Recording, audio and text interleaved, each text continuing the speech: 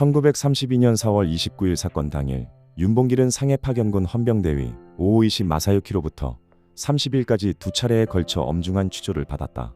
이후 상해 파견군 사령부 군법회의에 회부된 윤봉길은 5월 4일부터 5월 19일까지 육군 법무관 하라 겐치에게 7차례 예심을 받았다.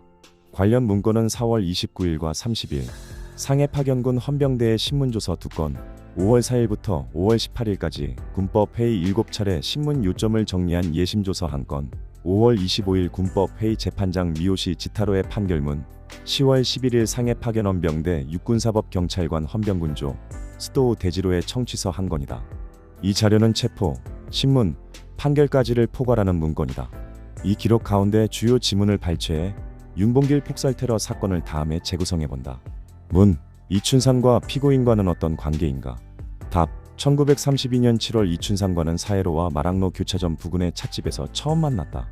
이때 이춘산이 어떤 목적으로 상해에 왔느냐고 묻기에 조선독립운동 본부가 상해에 있다고 해서 왔다고 대답했다. 이춘산이 자기도 독립당원이라며 입당을 권유하므로 그의 소개로 독립당에 입당했다.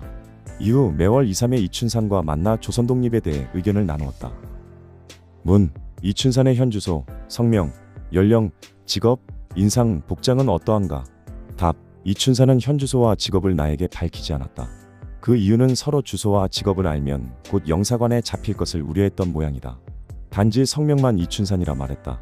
연령은 35, 6세, 신장은 약 5척 7, 8촌, 두 발은 3, 4촌가량 길러서 7대 3으로 갈라 빗었고 눈, 코, 입은 보통이며 직업은 무직인 것 같았다. 복장은 양복과 중국옷을 착용했다. 문. 시라카와와 우에다 장군을 살해하면 독립이 된다고 생각했는가? 답. 가능하다고 생각지 않았다. 그러나 같은 황색인이면서도 일본이 세력이 있다고 조선을 병탄하고 또 지금 내가 있는 상해까지도 병탄하고 있으므로 얼마만큼은 의사가 통할 것이라 생각한다. 문. 피고인은 조선이 일본에 병합된 것을 붕괴한다고 말했는데 어떤 점을 붕괴하고 있는가? 일본인이 조선인에 대해 차별 취급이라도 했는가? 답. 나는 일본인과 그다지 접촉한 일이 없어서 차별 취급이 있는지 없는지 모른다. 오히려 당신들이 잘 알고 있을 것이다.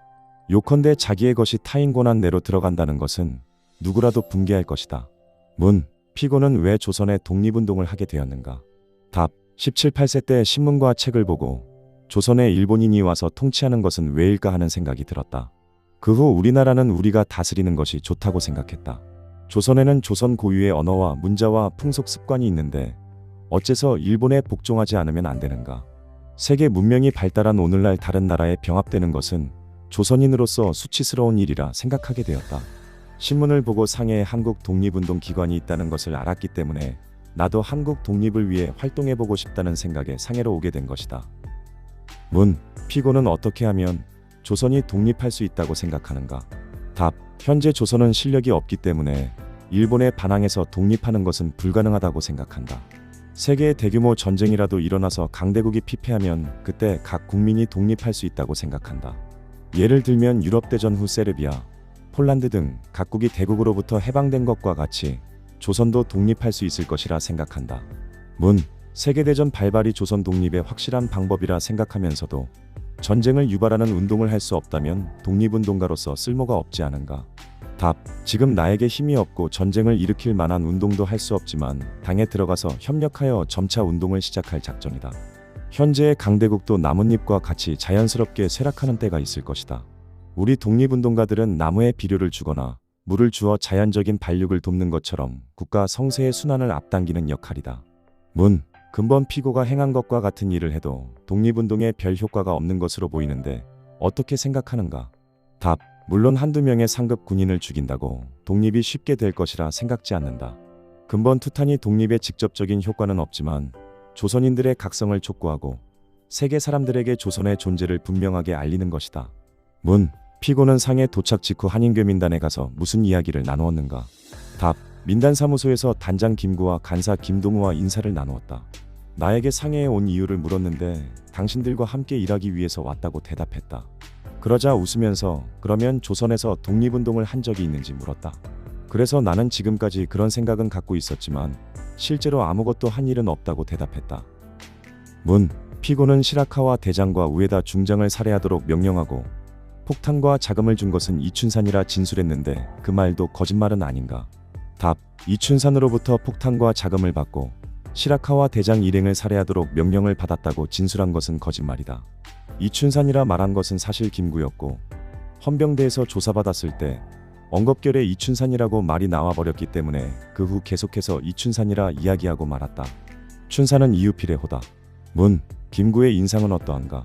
답. 신장이 5척 8구촌, 두 발은 상고머리, 수염을 길렀고 광대뼈가 나왔으며 살집이 좋고 특히 한눈에 봐도 김구라 알 수 있는 것은 얼굴에 천연두 자국이 있다.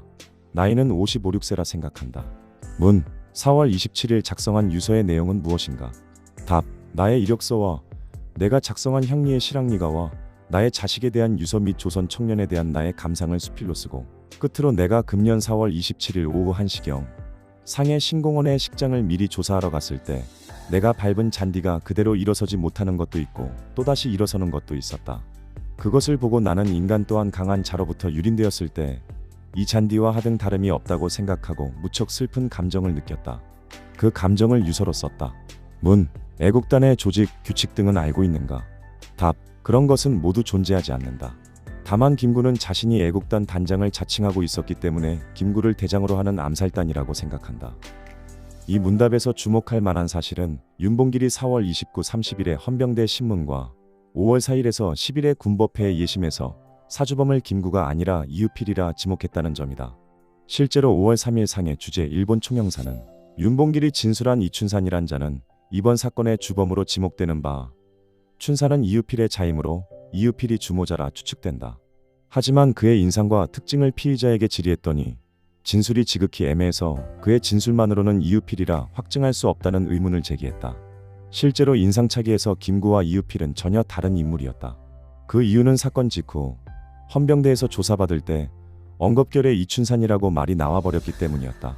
그랬던 윤봉길은 5월 11일 사쿠라다몬가이 사건은 김구가 주모자라고 번복했다.